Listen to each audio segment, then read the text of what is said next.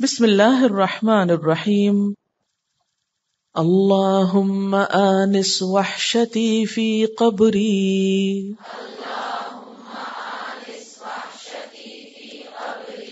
اللہم ارحمنی بالقرآن العظیم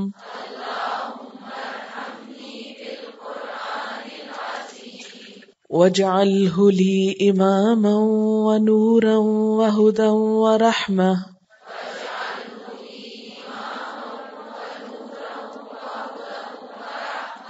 اللہم ذکرنی منہ ما نسیت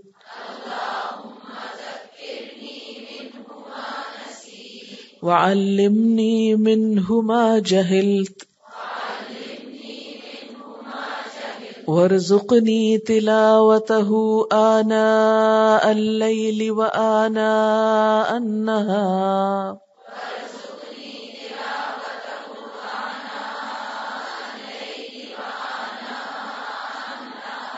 واجعلہ لی حجة یا رب العالمین.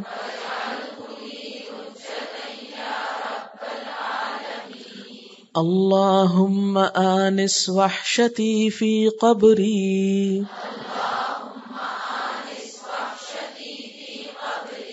اللہم ارحمنی بالقرآن العظیم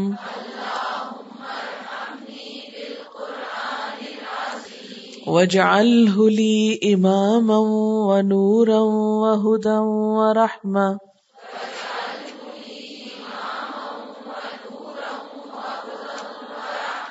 اللہم ذکرنی منہ ما نسیت وعلمنی منہ ما جہلت وارزقنی تلاوتہ آناء اللیل وآناء النہار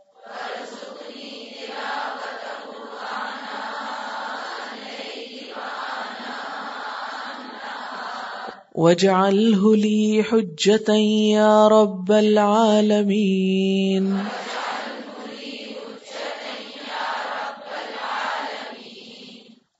اللہم اے اللہ آنس مانوس کر دے وحشتی میری وحشت کو فی قبری میری قبر میں اللہم اے اللہ ارحمنی رحم فرما مجھ پر بالقرآن العظیم قرآن عظیم کے ساتھ واجعلہ اور بنا دے اس کو لی میرے لیے امامن امام رہنما ونورن اور نور وہدن اور ہدایت ورحمہ اور رحمت.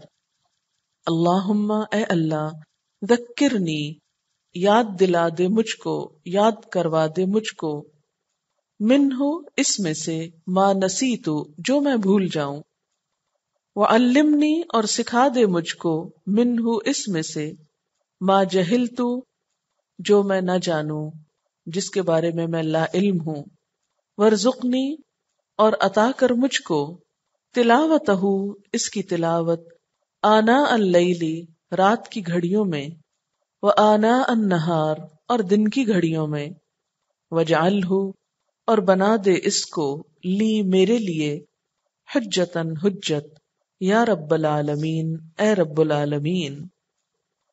اے اللہ مانوس کر دے میری وحشت کو میری قبر میں. اے اللہ قرآن کی وجہ سے مجھ پر رحم کر اور اس کو میرے لیے امام اور نور ہدایت اور رحمت کا ذریعہ بنا. اے اللہ جو کچھ میں بھول جاؤں مجھے یاد کروا دینا اور وہ کچھ مجھے سکھا دے جو مجھے معلوم نہیں اور مجھے توفیق دے کہ میں دن کی گھڑیوں میں اور رات کی گھڑیوں میں اس کی تلاوت کروں اور اس کو میرے لیے دلیل بنا دے.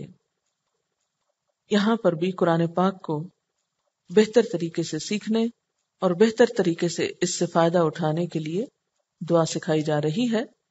پہلی دعا یہ ہے کہ اللہ میری قبر میں میری وحشت دور ہو جائے. جیسا کہ آپ جانتے ہیں کہ قبر تنہائی کا گھر ہے، روز پکارتی ہے نا، میں تنہائی کا گھر ہوں، میں مٹی کا گھر ہوں، میں کیڑوں کا گھر ہوں. تمہیں میرے پاس آنا ہے، اس کے لیے تیاری کر لو. ہر روز ہماری قبر ہم کو یاد کرتی. تو وہ ایک ایسا گھر ہے جس میں لازمی جانا ہے، ایسی جگہ ہے جہاں ہر شخص کو پہنچنا ہے.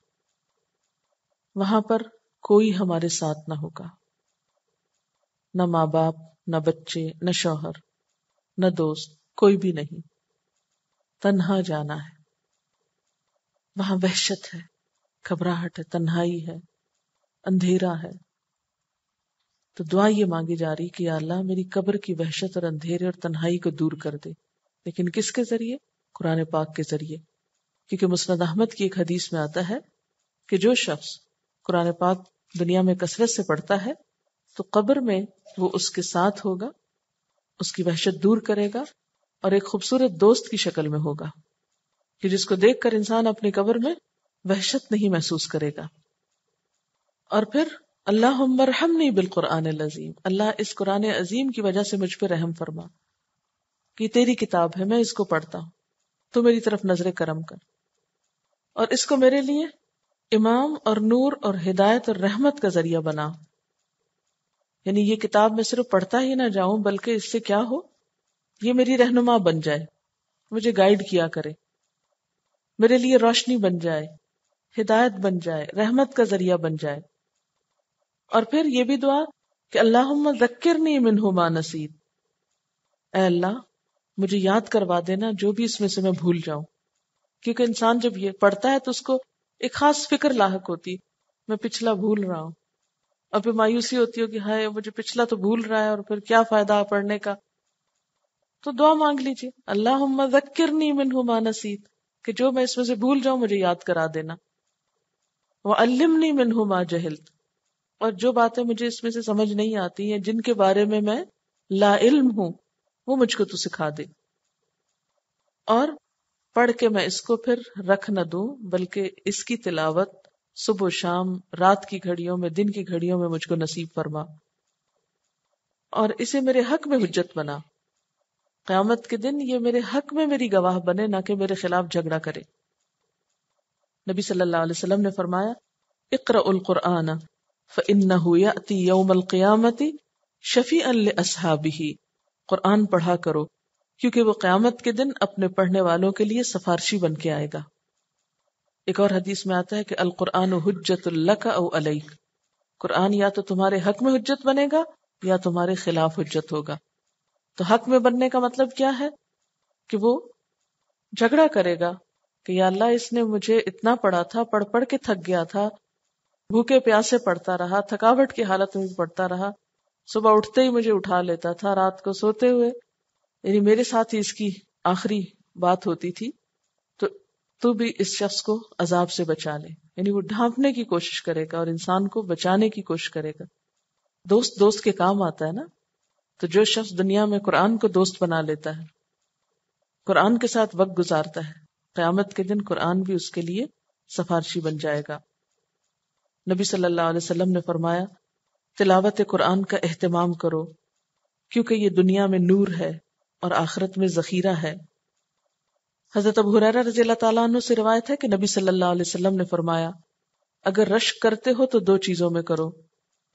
ایک وہ شخص جسے اللہ نے قرآن دیا اور وہ اسے دن رات پڑھتا رہتا ہے، اس کا پڑوسی سن کر کہتا ہے کاش مجھے اس کی مانند نصیب ہوتا. یعنی اسے دیکھ کر یا سن کر، دیکھنے والا کیا کہتا ہے، یہ پڑوسی اس کا کہتا ہے، یہ پڑوسی کی گواہی ہے نا، یہ کاش مجھے اس کی طرح نصیب ہوتا، پھر میں بھی اس طرح عمل کرتا. کیونکہ قرآن عمل کی قوت پیدا کرتا ہے انسان میں. لوگ ڈرتے ہیں نا، پڑھ لیا تو ہائے عمل کرنا پڑے گا، وہ پڑھے بغیر ہائے ہوتی ہے. جب آپ پڑھ لیتے ہیں تو پتہ بھی نہیں چلتا کہ کس کس طرح عمل میں آتا چلا جاتا ہے. اب دوسرا وہ شخص ہے جسے اللہ تعالیٰ نے مال عطا کیا اور وہ اس کو راہ حق میں خرچ کرتا ہے، پھر کوئی بطور رشک کہے کاش مجھے بھی یہ مال ملتا تو میں بھی اسی طرح خرچ کرتا. حضرت ابو موسیٰ اشعری نبی صلی اللہ علیہ وسلم سے روایت کرتے ہیں، آپ نے فرمایا قرآن ہمیشہ پڑھتے رہو، قسم اس ذات کی جس کے قبضے میں میری جان ہے، قرآن آدمیوں کے سینے سے بندھے ہوئے اونٹ سے زیادہ تیز بھاگ جاتا ہے. یعنی یہ ایسی کتاب ہے کہ جس کو سنبھالنے کے لیے پڑھتے ہی رہنا پڑتا ہے. یہ نہیں ہو سکتا کہ ایک دفعہ پڑھ کے آپ نے رکھ لیا اور پھر وہ ہمیشہ آپ کے پاس رکھا رہے گا. نہیں، وہ تو جانے لگے گا جب تک آپ اس کو پکڑ کے نہیں رکھیں گے. اب اس احساس اور ان باتوں کو ذہن میں رکھتے ہوئے پھر یہ دعا پڑھتے ہیں. اللہم آنس وحشتی فی قبری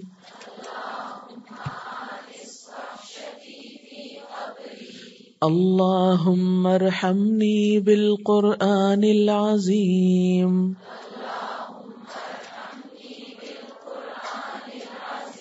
واجعلہ لی اماما ونورا وہدا ورحمہ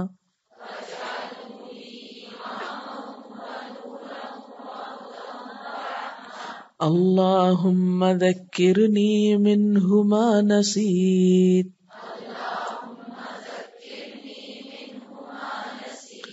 وعلمنی منہ ما جہلت وارزقنی تلاوتہ آناء اللیل وآناء النہار